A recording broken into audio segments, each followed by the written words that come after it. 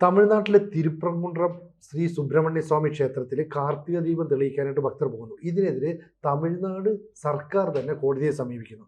പക്ഷേ വിധി ഭക്തർക്ക് അനുകൂലമായിട്ടാണ്. എന്നിട്ട് ഇവർ കാർത്തിക ദീപം തെളിയിക്കാനായിട്ട് പോകുമ്പോൾ അവിടെ തടയാനായിട്ട് കുറേ പേര് വരുന്നു. എന്താണ് സംഭവിക്കുന്നത്?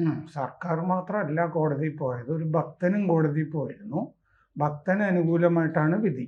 ആ ഭക്തനെ CRPF സംരക്ഷണയിൽ കൊണ്ടുപോയി. വേറെ 10 പേർക്കും കൂടി പോയിട്ട് മലയുടെ മുകളിൽ ദീപം തെളിയിക്കാനാണ് ഹൈക്കോടതി മധുര ബെഞ്ചിന്റെ ഉത്തരവ്. അത് നടപ്പാക്കുന്നതിന് പകരം അവിടെ കലക്ടർ 144 പ്രഖ്യാപിക്കുകയാണ് ചെയ്തത്. അത് അപ്പീൽ പോയി. അവിടുത്തെ ജില്ലാ ഭരണകൂടം അപ്പീലും തള്ളി.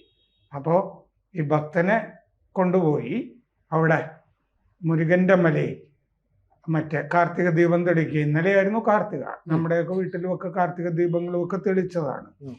അപ്പോൾ ഇത് പ്രശ്നം എന്താന്ന് വെച്ചാൽ, അവിടെ സിക്കന്ദർ ബാദുഷാ ദർഗ എന്ന് പറഞ്ഞിട്ട് ഒരു ദർഗയുണ്ട്, മോസ്ക് പോലെ മുസ്ലിങ്ങളുടെ ദർഗ. അപ്പോൾ ഇപ്പം ആ മലയുടെ പേര് സിക്കന്ദർ മല എന്നാക്കണം എന്നൊക്കെ കുറച്ച് പേര് അവർക്ക് ആഗ്രഹവും കാര്യങ്ങളും ഒക്കെ ഉണ്ട്. അതിൻ്റെ കൂടെ DMK സർക്കാർ നിലകൊള്ളുന്നു എന്നുള്ളതാണ് ഹിന്ദു സംഘടനകളുടെ ആരോപണം. അതാണ് പ്രശ്നം.